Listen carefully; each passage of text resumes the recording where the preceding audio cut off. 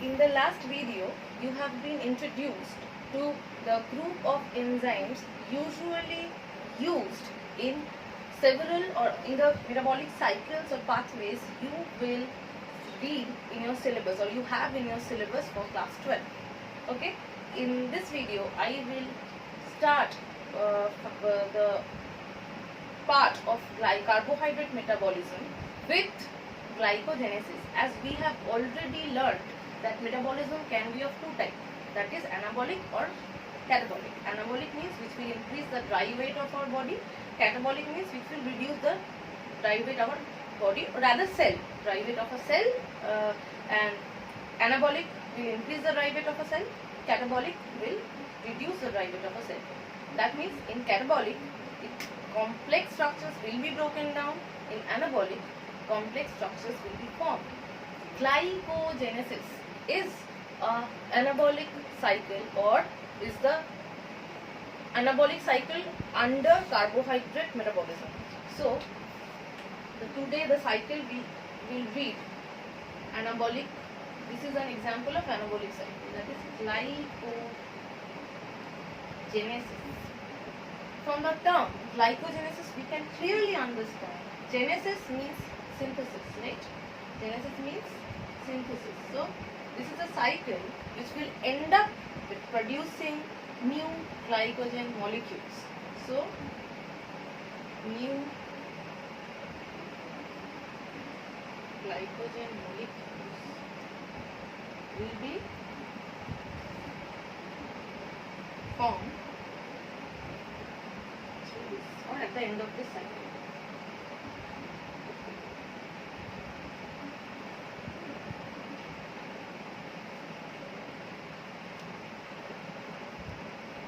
In early classes or in junior classes, you have been already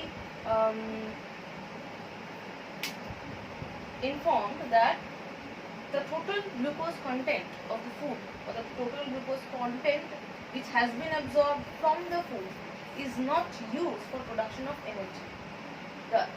If this is the total glucose absorbed from our absorbed in the blood after the process of digestion, a certain amount will be produced for production of ATP,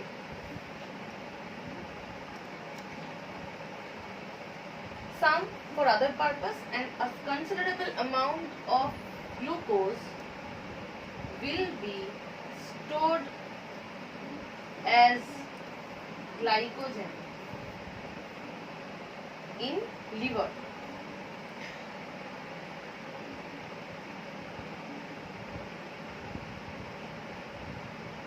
Right? This comes under the fate of glucose after absorption also. After the glucose is absorbed, it has three fates.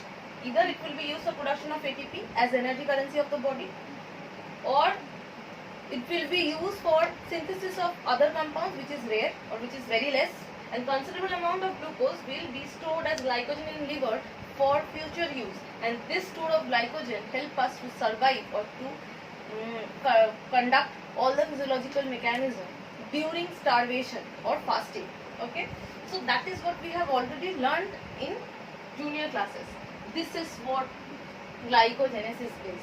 Glucose will be converted to glycogen and will be stored in the liver.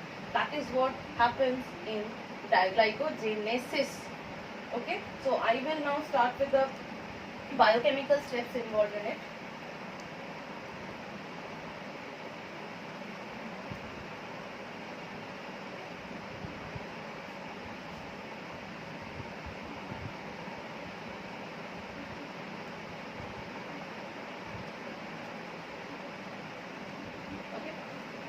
Erasing because I need space for writing the steps.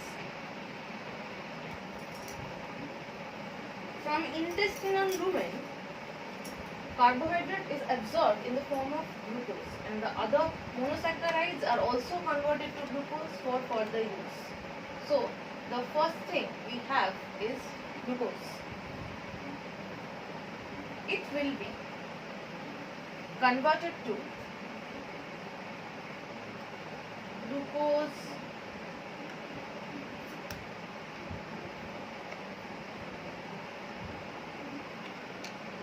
1-phosphate.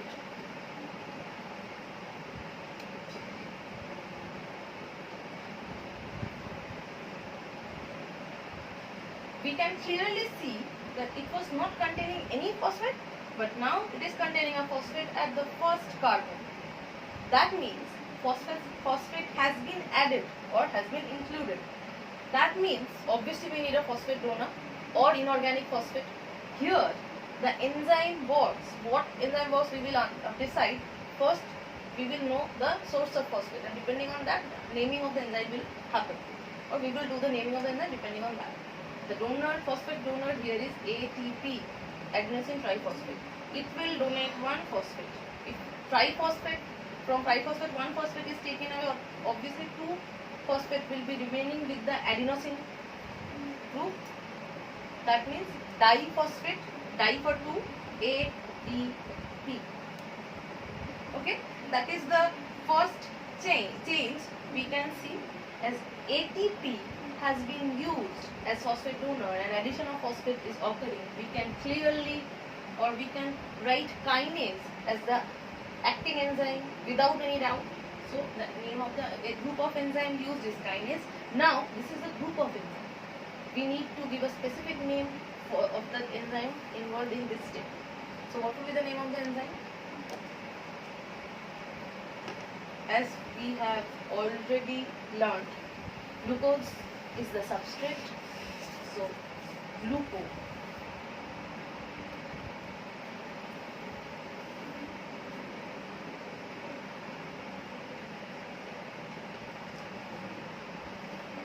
Phosphate is the group what is being added or which is being added. So phospho, glucose is the substrate, so glucose, phosphoglucokinase.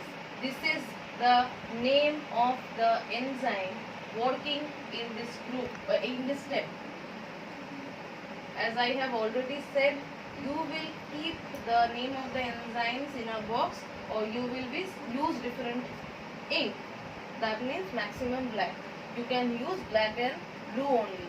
No green or red ink will be allowed. So glucose 1-phosphate has been formed. Now in the next step, new molecule will be formed. Sorry, it will be 6. Phosphate in the 6th position. Now glucose 1-phosphate will be formed. Now the new product will be glucose 1-phosphate. We can clearly see that position of phosphate is being changed. From 6 it is being shifted to 1.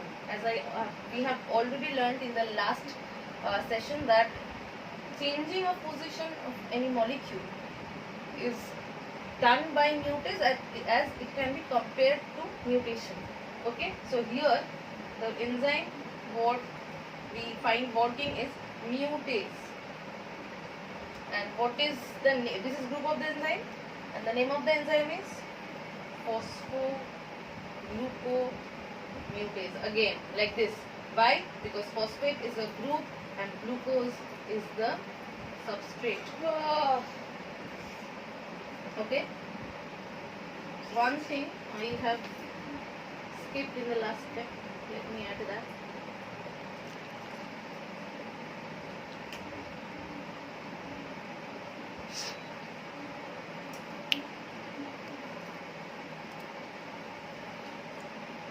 The kinase cannot work alone.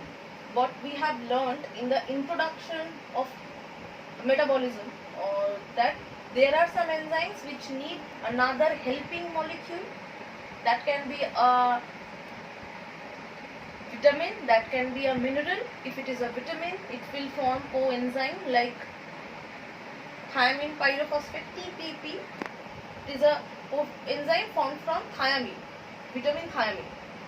Or they can also take help for activation. They can take help from any mineral for their activation. Kinase uses Mg2 plus or Mn2 plus for their activation. You don't need to write 2. You can, if you write one cofactor only, then also full marks will be given for this step. Okay. If you can remember 2, you can write 2 also. Mn2 plus or Mg2 plus or any of it. But if you skip the cofactor, marks will be deducted. Here phosphoglucomutase will work for changing the position of phosphate, and when phosphoglucomutase will work, H2O will be inserted. Okay. Another thing which will be inserted or will be used here is UTP. What is UTP? We can write UTP here also, or we can write UTP like this also. As ATP, UTP is another structure where base is uridine. ATP means adenosine triphosphate. Adenosine is a base, nucleic acid base. Similarly, uridine is another nucleic acid base, and it is holding 3-phosphate in its structure, and that is how UTP is formed. In this step, UTP will be used. Use of GTP, UTP, FDP are rare when it compared to ATP. ATP is mostly used as phosphate donor. Here UTP is not working as phosphate donor. It is a it is a molecule which will cause the further branching of glucose molecule. Okay.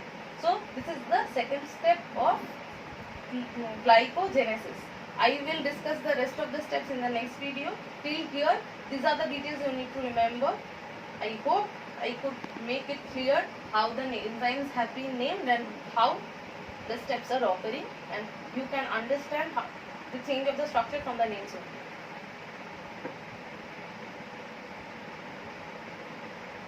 Thank you. I will be back with the rest of the steps in the next video.